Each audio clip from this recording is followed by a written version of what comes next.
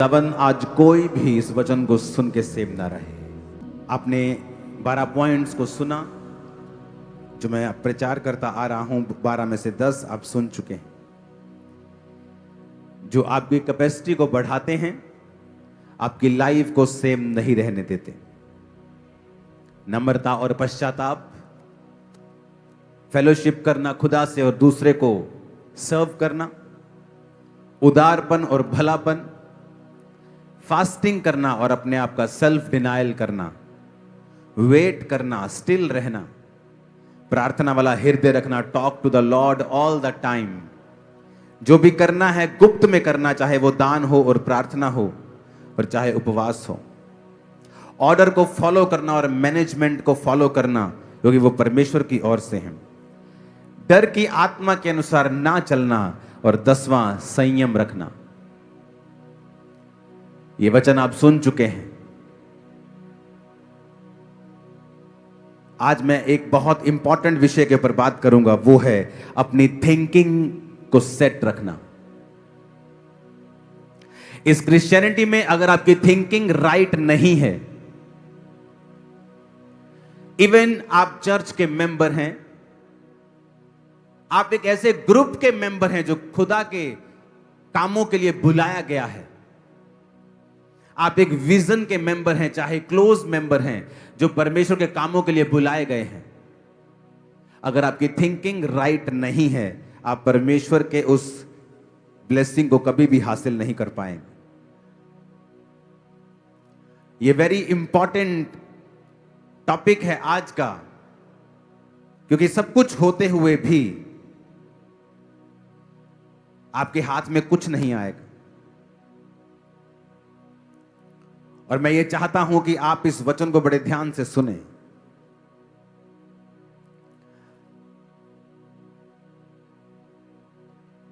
Hallelujah. अपने पड़ोसी को बोलो, ध्यान से सुन, क्योंकि तेरी जिंदगी सेम नहीं रहने वाली है। आमीन। अब वचन ये कहता है कि परमेश्वर का दास मूसा जब परमेश्वर के लोगों को लेके जा रहा था, तो परमेश्वर के दास को परमेश्वर की आत्मा की अगुवाई के द्वारा यह मालूम होता है कि हम जिस देश में जा रहे हैं उस देश में हम लोगों को भेजेंगे और वहां का भेद हम पाएंगे। गिनती की पुस्तक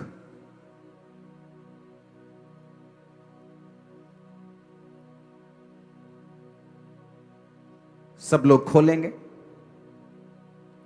उसका 13 और 14 अध्याय पूरा आप इसे घर जाके पढ़ेंगे। वचन कहता है, फिर यहोवा ने मूसा से कहा, कनान देश जिसे मैं इस्राएलियों को देता हूं, उसका भेद लेने के लिए पुरुषों को भेज। तो वचन कहता है कि उसने सारे गोत्रों में से एक एक मनुष्य छांटा और भेज दिया। तो परमेश्वर के दास ने कहा, जाओ और पता करो वो बंजर देश है कि उपजाऊ है, वहां के लोग कैसे हैं, खाना कैसा है, क्या पहनते हैं, क्या खाते हैं, कैसी बस्तियों में रहते हैं, तंबुओं में रहते हैं कि किलों में रहते हैं। 17 आयत में लिखा कि तुम दक्षिण देश होकर आओ, देख लो वो कैसा है, लोग कैसे हैं, बलवान है कि निर्बल हैं। 18 आयत में लिखा। 19 में लिखा वो अच्छा है कि बुरा है, कैसी बस्तियों में वो बसते हैं, कैसे तंबुओं में रहते हैं। 20 में लिखा वो देश कैसा है, उपजाऊ है, बंजर है, वृक्ष है कि नहीं, हियाव बांध कर चलो, देश की उपज में से कुछ लेते आना।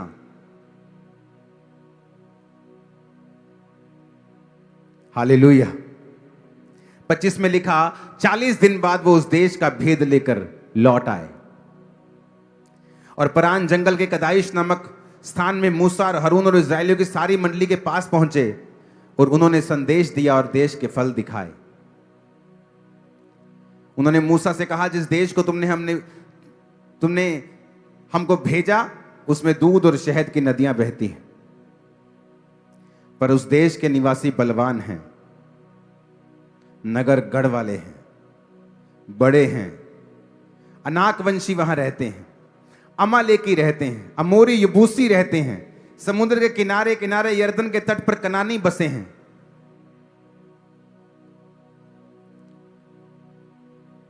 बारह लोग देखने के लिए जाते हैं, कहते परमेश्वर ने कहा था कि मैं तुम्हें दूध और शहद की नदियां दूंगा। बात तो सही है, यहां पर दूध और शहद की नदियां तो बह रही हैं, पर कहता है ये नहीं परमेश्वर ने बताया कि यहां के लोग बड़े बलवान हैं, वेरी पावरफुल। अगर आप आगे अध्याय में पढ़ेंगे तो उसने कहा है कि हम उनके सामने टिड्डियां लगते हैं। 33 आयत में लिखा, वहां पर हमने नपीलों को, नपीली जाति वाले नाकवंशियों को देखा, हम उनकी दृष्टि में उनके सामने टिड्डे के समान दिखाई देते हैं। जब ये नेगेटिव न्यूज लोगों के सामने बोली जा रही थी,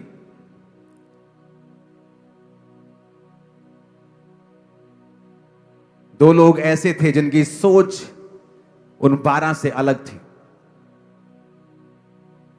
कालेब ने मूसा के सामने 30 आयत में लिखा, लोगों को चुप कराने के विचार से कहा, आओ उस देश को अभी चढ़कर अपना कर लें।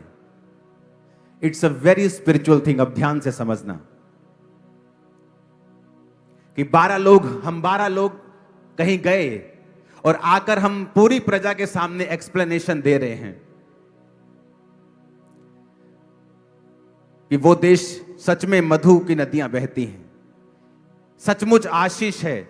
लेकिन वो 12 कह रहे हैं वहां के लोग बड़े हैं, अनाकवंशी हैं, हम टिड्डे लगते हैं, हम उनको नहीं मार सकते। और वो नेगेटिविटी फैला रहे हैं लोगों में। और एक आदमी जिसका हृदय खुदा के साथ जुड़ा हुआ है, जलन रखने वाला, वो कवर करने की कोशिश करता है। कहता आओ उस देश को चढ़ के अभी अपना कर लें। कवर करने की कोशिश करता है लोगों के बीच में, ताकि डर ना फैले। आप बहुत से क्रिश्चियंस को देखेंगे, उन्हें इतनी सेंस और अकल नहीं है कौन सी बात कहां पे करनी है। आपके अन्य जाति रिश्तेदार आपके पास बैठे हुए हैं और आप क्या बातें कर रहे हैं, मेरी टांग में दर्द है, मेरे घुटने में दर्द है, मेरी बॉडी में दर्द है, साढ़े घर च आ प्रॉब्लम चल रही। तुम बेवकूफ हो आत्मा में।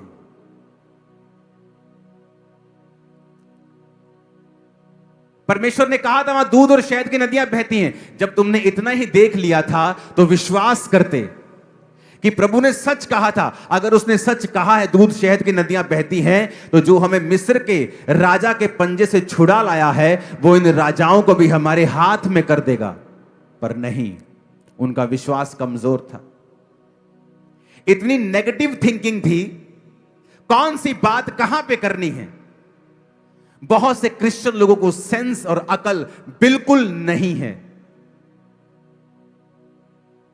जब उनके घर में कोई मर जाता है, प्रभु के पास चला जाता है, उनके वर्ड देखो, आपको मालूम हो जाएगा उस घर में असली क्रिश्चियन हैं कि नाम के क्रिश्चियन हैं। हाय रब्बा तू ऐसा क्यों कर देता, हाय रब्बा तेनू नजर नहीं आया ये छोटा सी या छोटी सी, तुम क्रिश्चियन नहीं हो। तुम्हें नहीं पता तुम्हारे मुंह से क्या निकलना चाहिए, तुम्हें नहीं पता तुम लोगों के बीच में क्या मैसेज दे रहे हो। एक अनक से भरा हुआ आदमी जवान बोला, कालेब आओ मूसा हम उसको लड़के अभी अपना कर लेते हैं। कवर करने के चक्कर में कि लोगों के बीच में उसने कवर किया कि ऐसा नहीं है। लेकिन बाइबल कहती जैसे ही लोगों ने नेगेटिव न्यूज सुनी, सारे मूसा पे और हारून पर पत्थरवाह करने का विचार करने लगे। मूसा और हारून लोगों के सामने दंडवत करके कहते, रुको, परमेश्वर पर विश्वास करो। अगर उसने हमें यहां तक बुला दिया है, भेज दिया है, तो आगे भी वो हमारा ख्याल रखेगा। बाइबल कहती परमेश्वर ने मूसा से बात की और कहा, मैं इन लोगों से नाराज हूं। क्या इनको विश्वास नहीं कि जो परमेश्वर मिस्र के राजा से इन्हें छुड़ा सकता है, समुद्र दो भाग कर सकता है, एक ही टाइम में राजा को समुद्र के बीच में गिराकर सेना समेत मार सकता है, क्या मैं इनको वो नगर ना दूंगा? वो बड़े बड़े जायंट जिनसे ये डर रहे हैं, क्या मैं उनको इनके हाथ में ना कर दूंगा? सोच। सोच, बिलीव सिस्टम, ये इतना पावरफुल है बिलीव सिस्टम कि आप बाहर से कैसे भी अपीयरेंस में हो, मेरा बिलीव सिस्टम क्या था कि मेरा परमेश्वर मुझे देगा, मैं उसकी सेवा करूंगा, वो हील करे ना करे वो मेरा परमेश्वर है। मेरा बिलीव सिस्टम जैसा था, मेरी सोच तो अंदर किसी ने देखी नहीं थी, लेकिन जैसा मेरा बिलीफ सिस्टम था, प्रभु ने वैसे लोग मुझे दिए, वैसी आशीष मुझे दी, वैसा परिवार मुझे दिया। मेरा बिलीफ सिस्टम,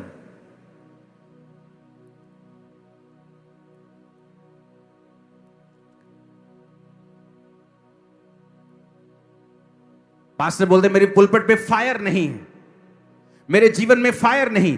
जैसे आप अपने दिमाग और थिंकिंग में परमेश्वर के साथ कनेक्ट होते हैं और अपने बिलीव सिस्टम को और अपनी थिंकिंग को आप परमेश्वर के वचन के मुताबिक करेक्ट कर लेते हैं, सडनली आप क्या देखते हैं? आपका परिवार आपके सामने ज्यादा समर्पित है, आपका बिजनेस ज्यादा सहजता से और बड़े ही ठहराव से चल रहा है, आपकी सेवकाई में जो लोग हैं आपके प्रति ज्यादा समर्पित हैं।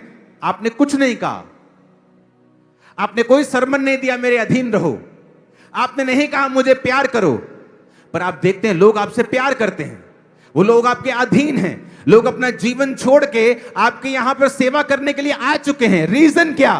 क्योंकि जैसा आप खुदा के सामने हैं वैसे लोग आपके सामने। Believe system, believe system.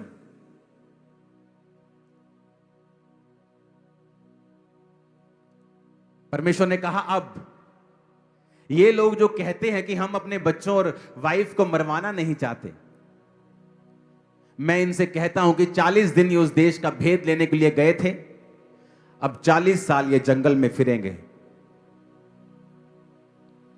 इनके शव यहीं पड़े रहेंगे। और जिन दो लोगों ने, कालेब और यहोशू ने विश्वास किया है कि मैं वो देश इन्हें दे सकता हूं, वही दो लोग होंगे जो कनान में प्रवेश करेंगे। और चेक करो अपनी बाइबल, उनमें से एक भी बंदा कनान देश नहीं जा सका। 40 साल वो उस जंगल में फिरते रहे, व्यभिचार में मरे, मूर्ति पूजा में मरे, दासों के खिलाफ कुड़कुड़ाने पर मरे, लेकिन जो आगे पहुंचा वो सिर्फ कालेब था और यहोशू था। बिलीफ सिस्टम, थिंकिंग, सोच कैसी है आपकी परमेश्वर के लिए? जब लोग नेगेटिव बातें बोल रहे थे, उन्होंने कहा चला अभी लड़ते, चल के अभी चलते, चलो। कवरिंग, परमेश्वर के लिए खड़े रहना। मैं 2018 से चर्च आ रहा था, मेरी 2019 में शादी हुई, फिर बेबीज नहीं हो रहे थे। मेरी वाइफ मुझे कहती थी तेरा परमेश्वर कुछ नहीं का, तू भी कुछ नहीं का, मैं श्रापित हो रहा था, मैंने छाड़ दे। पर बिलीफ सिस्टम, थिंकिंग, परमेश्वर देगा, अगर उसको दे सकता है, उसको दे सकता है, मुझे भी दे सकता है। बिलीफ सिस्टम, सोच, जहां महिमा करनी है वहां महिमा नहीं की, सुन के आगे रिश्तेदारों की नेगेटिव बातें परमेश्वर के लिए और मुंह नहीं खोला। जहां मुंह नहीं खुलना चाहिए वहां मुंह खोला, जहां गाली के बदले गाली नहीं देनी थी वहां गाली निकाल दी, और जहां बोलने का समय था वहां चुप रहे। इसीलिए परमेश्वर भी चुप रहता है तुम लोगों के लिए जब बोलने की जरूरत होती है, क्योंकि वो नाराज रहता है उन लोगों से जिनकी सोच सही नहीं है। आप वही हैं, आप वही हैं, आपका प्रीच वही है, आपकी शक्ल वही है, चर्च वही है, लोग वही हैं। लोग अब ज्यादा समर्पित हैं, क्यों? क्योंकि आप परमेश्वर के सामने ज्यादा समर्पित हैं। आपका परिवार आपकी सुनता है। क्यों? क्योंकि आप परमेश्वर की सुनते हैं।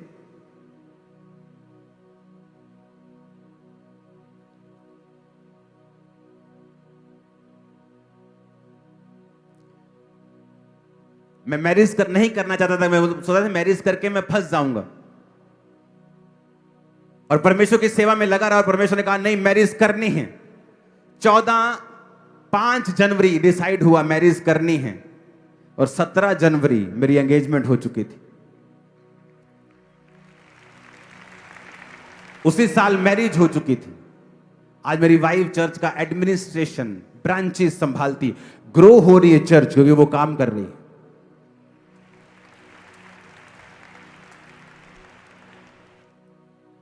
इंटरनेशनल वुमेन डे की आपको बधाई हो, मेरी वाइफ को और आपको सबको, मेरी बहनों को।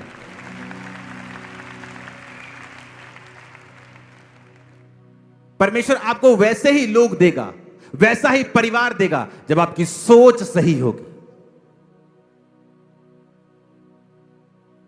आपकी थिंकिंग। सेम 12 लोग, सेम झुंड के, सबकी सोच अलग अलग थी।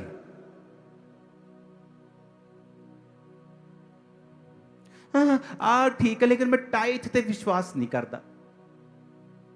आपकी सोच अलग है, इसीलिए परमेश्वर चुप रहता है कई बार। Same thinking. मूसा ने कहा जाओ और भेद लो, इसलिए नहीं कि हम क्या कैसे करेंगे, इसलिए कि जाओ भेद लेके आओ, बताओ मेरे को क्या है वहां पे। परमेश्वर ने वो हमारे हाथ में कर दिया है, हम जाएंगे और वो गिर जाएंगे। पर सोच नहीं, ये नहीं होगा, नहीं नहीं, ये बीमारी नहीं जाएगी, नहीं नहीं, चर्च क्या कर लेगा, तुम्हें काम ये वो करना पड़ेगा, ये चर्च क्या, परमेश्वर क्या कर लेगा। सोच किसके सामने महिमा करनी है, किसके सामने प्रभु को कवर करना है, किसके सामने लड़ना है, किसके सामने चुप करना है, सब कुछ गड़बड़ की हुई है।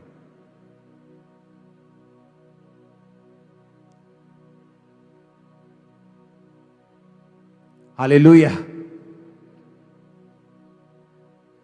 किसी में हिम्मत नहीं थी मेरे सामने आकर कोई परमेश्वर की बुराई करे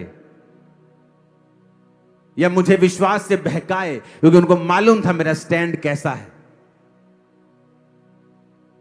आप झुंड को छोड़ दो, लोगों के झुंड को, व्यभिचारी को ढूंढ लेगा, आत्मिक बंदा आत्मिक को ढूंढ लेगा, पवित्रताई वाला पवित्रताई को ढूंढ लेगा, चोर को ढूंढ लेगा, बिना किसी के बात किए, बिना किसी को जाने। आप 2 दिन छोड़ दो, 2 दिन में सब चोर अलग, व्यभिचारी अलग, पवित्र अलग, सब अलग अलग होंगे, क्योंकि आप अपने जैसों को अपनी ओर खींचते हैं। जब आप परमेश्वर की सोच से जीते हैं और अपनी थिंकिंग को राइट कर लेते हैं, और जैसा आप परमेश्वर के सामने जीते हैं, वैसे ही रिफ्लेक्शन आपको अपने लोगों में दिखाई देती है। आप देखेंगे फिर वही परिवार है, वही फाइनेंस है, वही काम है, वही बिजनेस है, और सारा कुछ आपके समर्पण में चल रहा है, क्योंकि आप परमेश्वर के सामने समर्पित हैं। ऊंची आवाज में कहो हालेलुया। पास्टर समझाते रह जाएंगे, बोया करो बोया करो बोया। अगर तुम बोने वाले नहीं हो, लोग कभी नहीं बोएंगे। अगर तुम परमेश्वर के सामने समर्पित जीवन नहीं जीते हो, लोग कभी चर्च के सामने समर्पित नहीं होंगे।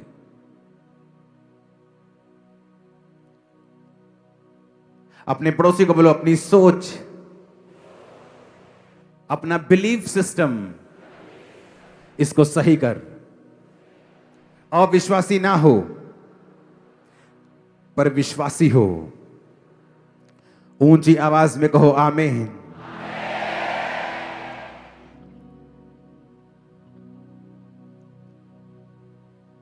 फिर से बोलो अपने पड़ोसी को, सोच सही कर, थिंकिंग सही कर, अपने मन को काबू में रख, अपने दिल को काबू में रख, क्योंकि जीने का मूल स्रोत वही है। आमीन बोलो ऊंची आवाज में। आपकी थिंकिंग, बिलीफ सिस्टम, क्या है?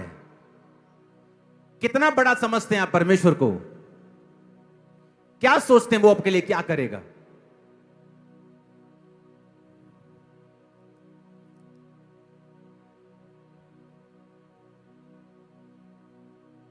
मेरी लाइफ की बिगेस्ट टेस्टिमनी थी मेरा बिजनेस। और शैतान ने जब उस बिजनेस में आग लगाई और कहा अब मैं देखता हूं तो क्या गवाही देगा। जिन लोगों ने आग लगाई मुझे मालूम है वो कौन थे। उन पे केस कर सकता था, उनको जेल भेज सकता था, लड़ सकता था उनके साथ। परमेश्वर ने कहा कुछ नहीं करना।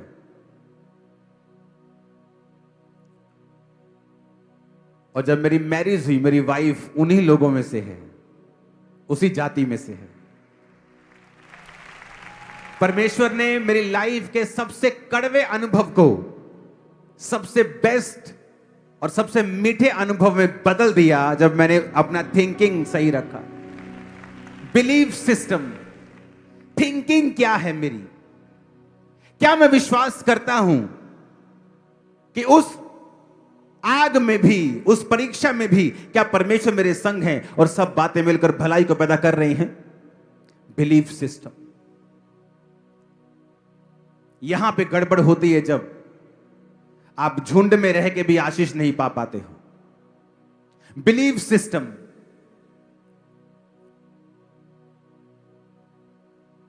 क्या आप बिलीव करते हो परमेश्वर असली है? तो कहां है आपका बोना? कहां है आपकी प्रेयर? कहां है आपका डिसिप्लिन जो परमेश्वर चाहता है आप अपनी लाइफ में रखो? आप डिसिप्लिन नहीं हो, आप जितने मर्जी गिफ्टेड हो, आप गिर जाओगे। आत्मा का डिसिप्लिन, प्रेयर का डिसिप्लिन, फास्टिंग डिसिप्लिन, शरीर का डिसिप्लिन, खाने में डिसिप्लिन। आप डिसिप्लिन नहीं हो। बड़े बड़े पास्टर गिर गए, उनको पता था उनको शुगर है।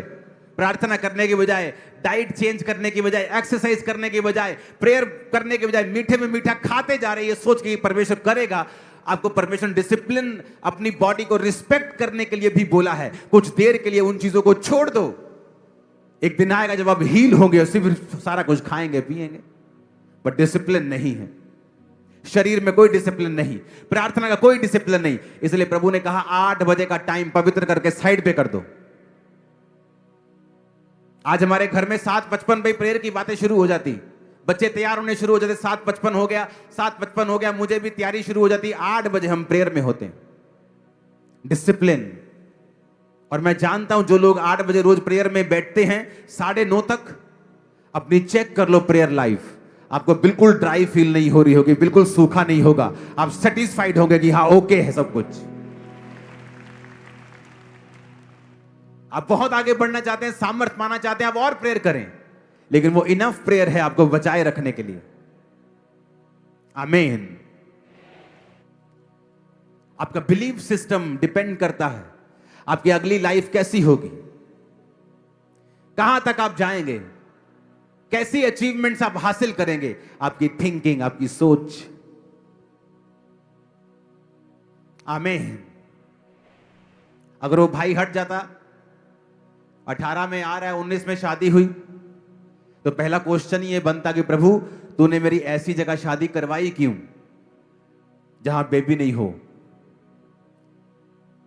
2 साल 3 साल में मालूम होता है कि रसौलियां हैं। चलो कोई बात नहीं, सबके हो जाती, दवाई खा लो। बहुत औरतों के हो जाती, हट जाती, हो जाती, चलो कोई बात नहीं।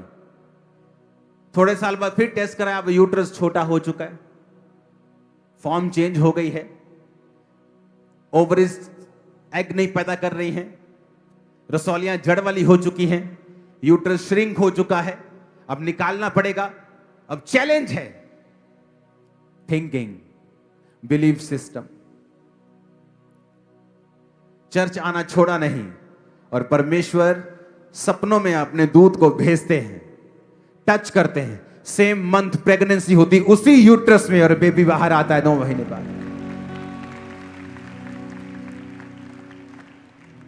अरे परमेश्वर ने कहा तो था वहां दूध और शहद की नदियां बहती हैं। हां वो तो बात सही है, पर वो लोग बड़े बड़े हैं। अरे अगर परमेश्वर ये कहता है कि वो तुम्हें दे देगा तो दे देगा, विश्वास करो।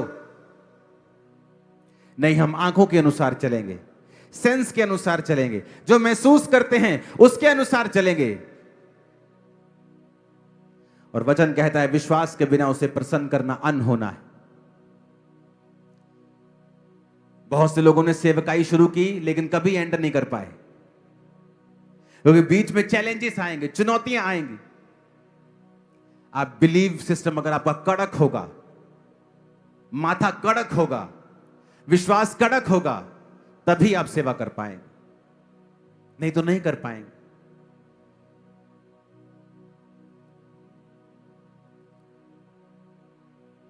कहां थी सेंस उन 10 लोगों की?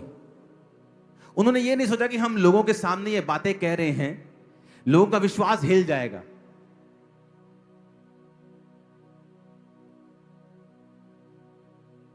लोगों का विश्वास खत्म हो जाएगा, वो डर जाएंगे। लेकिन जो स्पिरिचुअल लोग नॉनसेंस होते हैं, कई लोग स्पिरिचुअली नॉनसेंस लोग, जिन्हें यह नहीं पता कौन सी बात कहां पे करनी है। मैंने लोगों को देखा है टेस्टिमनी देने आते हुए चर्चिस में, टेस्टिमनी देंगे, एक टेस्टिमनी देंगे, फिर बोलेंगे मेरा फलाना मुंडा हले बीमार है, उधर ही सारे प्रेयर करियो। ये स्पिरिचुअल नॉनसेंस है, नॉनसेंस। इससे बड़ी नॉनसेंस और नहीं हो सकती। ये स्पिरिचुअल नॉनसेंस है। ये टाइम जो खुदा ने किया है उसकी टेस्टिमनी देने का है, ना कि प्रेयर रिक्वेस्ट बताने का। तुम आके एक टेस्टिमनी दे रहे हो और अपना चैलेंज भी बता रहे हो, लोगों का विश्वास इधर से बढ़ा, इधर से कम हो गया। मेरी लाइफ में जब काम हुआ, मैंने नशे छोड़े, मेरी लाइफ में 10 काम अभी बाकी थे परमेश्वर ने करने, लेकिन अगर आप मुझे सुन लेते उस समय, आपको लगता ये बेस्ट आदमी, इसने नशे छोड़ दिए, पता नहीं कितना कुछ हो गया। अभी 10 काम पड़े थे, आज खुदा की दया से एक भी नहीं पड़ा, वो 10 हो चुके हैं। मेरा विश्वास वही है जो पहले था। लेकिन मैंने कभी नहीं कहा परमेश्वर ने मुझे नशों से आजाद किया, अच्छा हूं मेरी सेहत लिए प्रेयर करियो, अच्छा मेरी बिजनेस लिए प्रेयर करियो, अच्छा बड़ा संघर्ष हो रहा, अच्छा क्या नॉनसेंस है, क्या नॉनसेंस है ये। उस टाइम महिमा करने का समय था। मैंने अपनी लाइफ में जब महिमा करने का समय आया तब महिमा की है। अपने चैलेंजेस को पकड़ा है, परमेश्वर के पास गुप्त रूप में लेके गया, उन्हें बोला है, प्रार्थना में सामने रखे हैं। और एक समय आया जब मसीह में आते मुझे 10 साल हो गए थे, परमेश्वर ने उन सारे चैलेंजेस को भी दूर कर दिया। लेकिन इतने नॉनसेंस मत बनो कि आपको क्या बोलना है और कब बोलना है आपको पता ना हो। आपके रिश्तेदार बैठे हैं और आप बीमारी की बात कर रहे हैं, जो खुदा ने किया है उसकी बात करो, जो प्रभु ने आपको दिया है उसकी बात करो। जो रहता है वो भी आ जाएगा, वो भी आ जाएगा। आपको पता नहीं कौन सी बात कहां पे करनी है, कौन से दुख पे कितना रिएक्ट करना है। ये यहां से शुरू होता है। एक कड़क वॉरियर माइंड, जब कड़क दिमाग, एक योद्धा का दिमाग जो परमेश्वर के लिए जलन रखता है,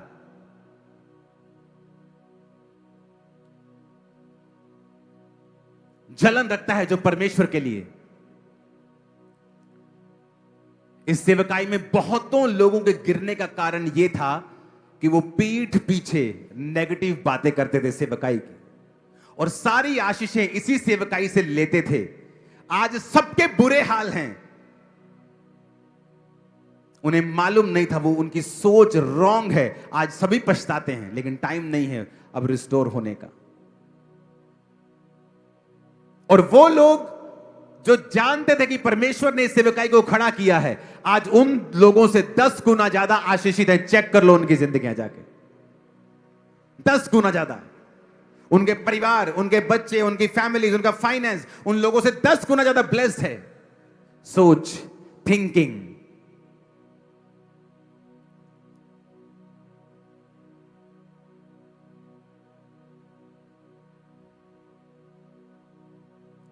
हालेलुया। आप परमेश्वर के संग हैं, आपको परमेश्वर ने एक चर्च दिया है,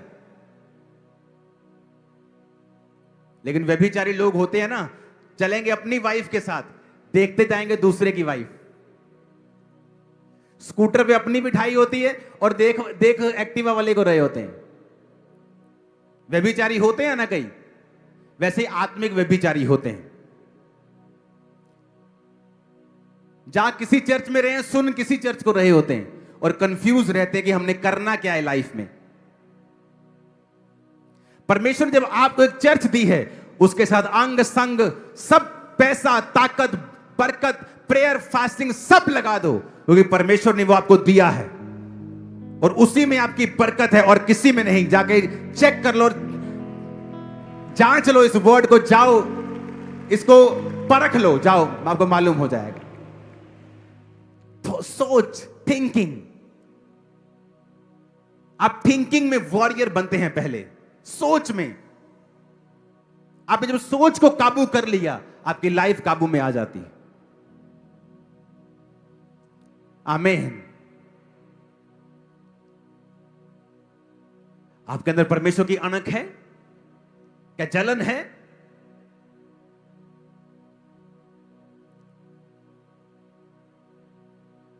आपके दुश्मन हमेशा आपसे शर्मिंदा क्यों रहते हैं?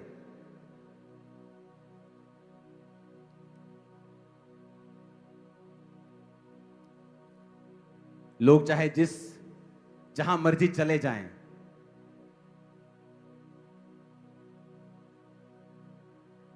जीसस क्राइस्ट राजाओं का राजा है हमारा। वो हमारा महान्यायी है,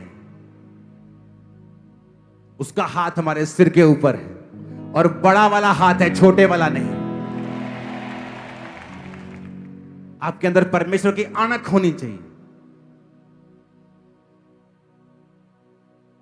हालेलुया।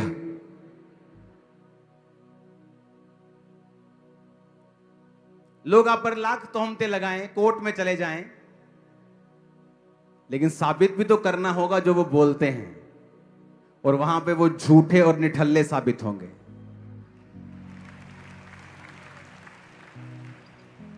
आमीन।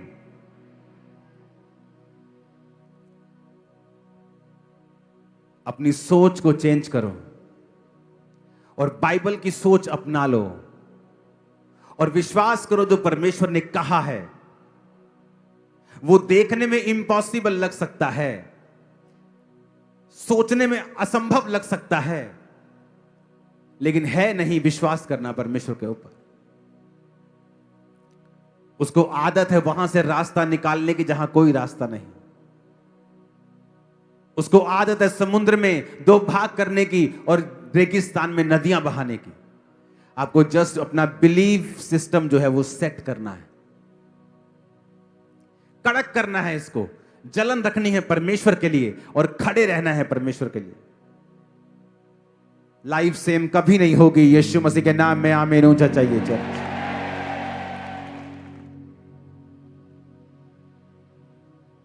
डिसिप्लिन रखना अपनी बॉडी में, स्पिरिट में, प्रेयर में, अपनी डाइट में। और यह भी इंपॉर्टेंट है आप लोगों के लिए। इन 12 पॉइंट्स के ऊपर जो पॉइंट नहीं है वो है मेजर क्वालिफिकेशन। इन 12 पॉइंट्स के साथ वो है पवित्रताई। अगर आपकी लाइफ में पवित्रताई नहीं है, इन 12 पॉइंट्स को आप कुछ नहीं कर पाओगे। आप कुछ भी करोगे, आप बोओगे, आप प्रेयर करोगे, आप फास्टिंग करोगे, कुछ भी आपका कबूल नहीं होगा अगर आप पवित्रताई में नहीं है तो। अगर आप पवित्रताई में नहीं हैं, आपकी लाइफ का ये कोई भी पॉइंट आप कुछ भी कर लें, कबूल नहीं होगा। कोई भी बिना पवित्रताई के परमेश्वर को नहीं देख सकता है। बिना पवित्रताई के आपकी लाइफ पर अटैक्स होंगे। प्रेयर लाइफ काम नहीं आएगी अगर आप पवित्रताई में नहीं हैं तो। अगर आप पवित्रताई की जिंदगी नहीं जीते हैं तो शैतान आपके हर हिस्से के ऊपर अटैक करेगा। ले हैंड भी काम नहीं आएगा, वचन भी काम नहीं आएगा, कुछ काम नहीं आएगा। बोलते रहोगे, डिक्लेयर करते रहोगे, जब तक आप पवित्रताई के जीवन को अपनाते नहीं हो। इसीलिए पवित्रताई एक गुण है, पवित्रताई सबके पास नहीं है। शैतान के लोग प्यार करते हैं एक दूसरे से। दुष्ट आत्मा जब एक निकलती है और व्यक्ति काबिल नहीं रहता तो साथ लेके आती है, क्योंकि एक दूसरे से प्यार करते हैं। शैतानी आत्माएं, शैतानी आत्मा, दुष्ट आत्माएं जो गिरी थी स्वर्ग से, वो लूसीफर से इतना प्यार करती हैं, उसके जैसा इतना बन जाती हैं कि आप जब दुष्ट आत्मा को निकालते हैं, आप उसे बोलते हो शैतान, जो उसका बाप है लूसीफर। आप नहीं बोलते दुष्ट, आप बोलते हो शैतान निकल जा, क्योंकि वो उसको इतना प्यार करती हैं कि उसी के जैसा बन जाती हैं। हाँ या ना? वो दुष्ट आत्मा इतना शैतान को प्यार करती है कि उसी के जैसे बन जाती है। लेकिन हमारे लोग इतना परमेश्वर से प्यार नहीं करते। यीशु ने कहा कि तुम पवित्रताई में नहीं हो तो शैतान तुम पर अटैक करेगा।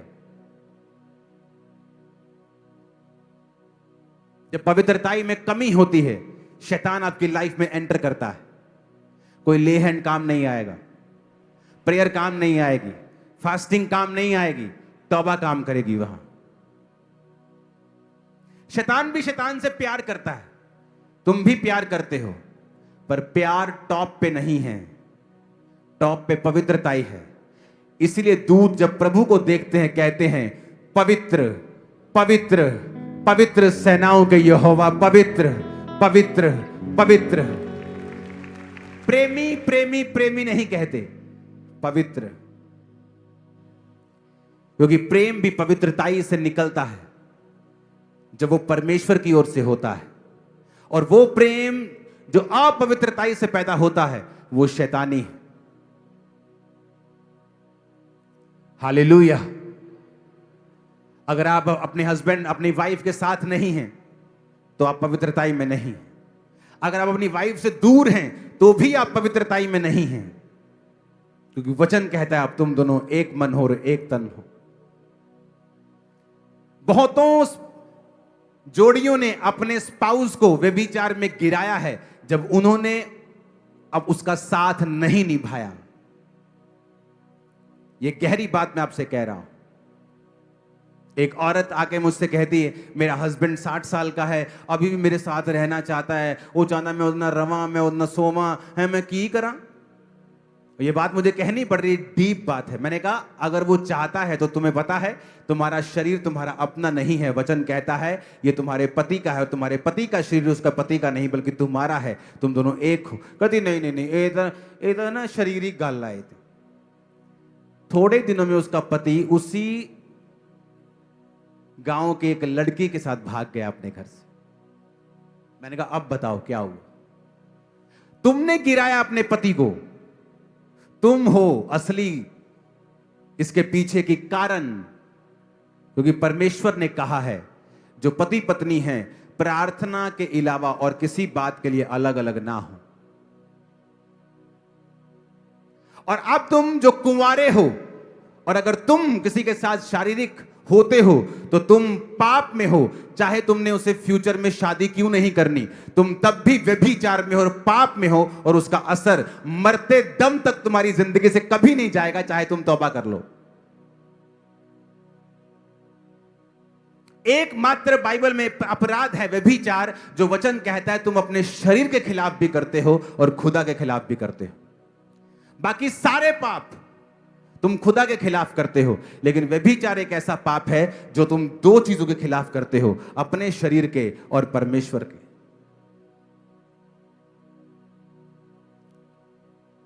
जब पवित्रता लाइफ में नहीं होगी आप खोखले होंगे, शैतान आप पर हंसेगा, उसको आपसे कोई थ्रेट नहीं है।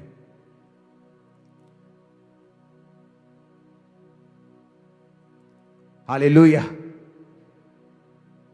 हालेलुया। अपने पड़ोसी को बोलो पवित्रताई के बिना कोई भी परमेश्वर को नहीं देख सकता। मेरी लाइफ में मैंने जितना यूथ देखा है, 50% यूथ व्यभिचार के कारण गिरा है, क्योंकि उनको नहीं पता फ्यूचर में उनके लिए क्या रखा हुआ था। 25% कुड़कुड़ाने के कारण गिरा है, परमेश्वर के खिलाफ, उसके दासों के खिलाफ, मैनेजमेंट के खिलाफ।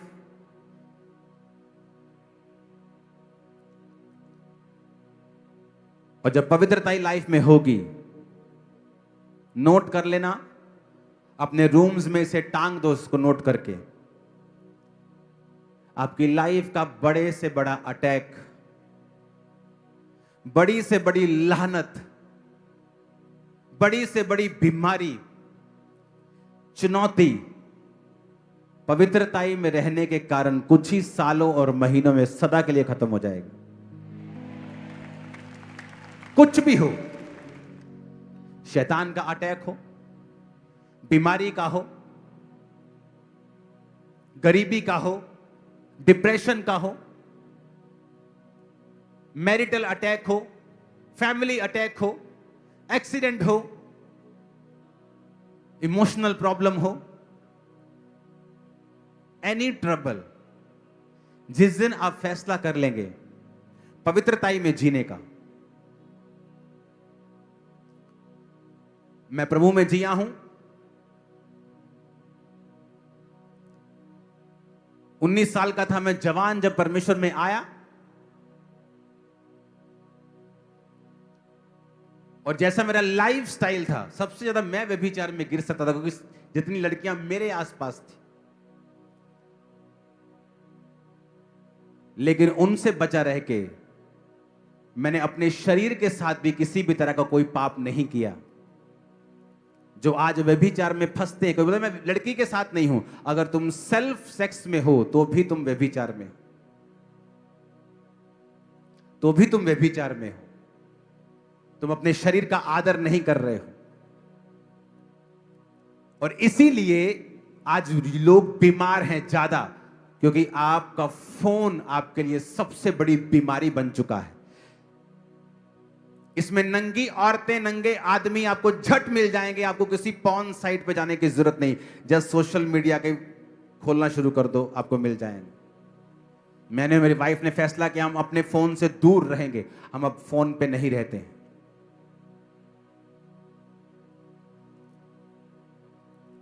आपकी एनर्जी कम है, आपका फोन आपकी एनर्जी खा रहा है। स्क्रोलिंग, सोशल मीडिया आपकी एनर्जी और आपकी पवित्रताई को फिनिश कर रहा है, खत्म कर रहा है उसे। आप बीमार हो फोन के कारण, आप पाप में हो फोन के कारण।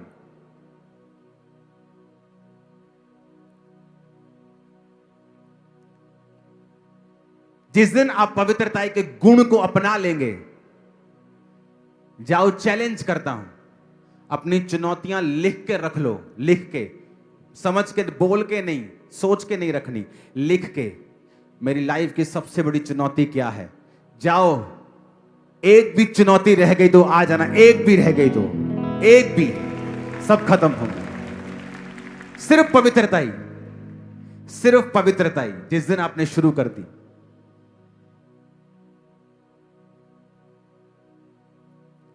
परमेश्वर एक को इतना अच्छा रिजल्ट देता है और दूसरे को नहीं। कारण परमेश्वर नहीं, कारण आदमी है। उसकी एक्सेप्टेंस, एक को परमेश्वर लाखों की चर्च दे रहा है और दूसरा 50 में स्ट्रगल कर रहा है। बात यह नहीं 50 वाला आत्मिक नहीं है, बात यह है समर्पण और पवित्रताई का जीवन आपने कैसा लिया है। और खुदा की कॉलिंग भी मैटर करती है, लेकिन पवित्रताई भी मैटर करती है। हालेलुया। ये पॉइंट्स प्लस पवित्रताई, दोबारा सुनो इनको, जिस दिन इन्हें अपना लोगे, आपकी 90% प्रेयर पॉइंट्स आपके कैंसिल हो जाएंगे अगले 6 महीने में। आप हो, प्रॉब्लम क्या है? आप रात को अपने फोन पे हो, आपको नंगी लड़कियां दिखाई दे रही हैं, आप व्यभिचार कर करके आप सो गए, सुबह आपके फाइनेंस पे अटैक हो रहा है, आपको थोड़ी पता है वो अटैक कहां से आया। आपको लगता है मेरा पार्टनर मुझसे धोखा दे रहा है। भाई वो आपका व्यभिचार है। जो आपकी लाइफ के ऊपर अटैक कर रहा है, रात को उसने आपको बहकाया क्योंकि शैतान आपके जीवन में एंटर करना चाहता था, वो कर नहीं पा रहा था, उसको कोई कारण चाहिए आपकी लाइफ में एंट्री मारने का, आपने उसको एंट्री मारने की जगह दी, अब सुबह उसने आपकी मम्मी पे अटैक कर दिया, उसने आपके पापा पे अटैक कर दिया। अब आप आ रहे हैं, पापा जी मेरे पापा लिए प्रेयर करिए, उन्होंने बड़ी प्रॉब्लम। आप अपना नहीं बता रहे हो आप क्या हो। आप मौका देते हो शैतान को कि वो आपकी लाइफ पे अटैक करे। और पवित्रताई एक हेज है, पवित्रताई एक शील्ड है, पवित्रताई एक ढाल है जो आपकी लाइफ को शैतान के अटैक से सुरक्षित रखती है। पवित्रताई एक ऐसा हथियार है, जिस दिन आप जीना शुरू कर दोगे, मैं फिर कह रहा हूं, आपकी लाइफ की बिगेस्ट प्रॉब्लम फिनिश हो जाएगी एक दिन।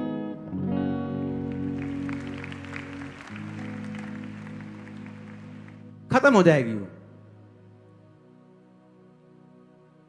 और नोटिस करो, आपकी लाइफ का बिगेस्ट स्ट्रगल भी यही है।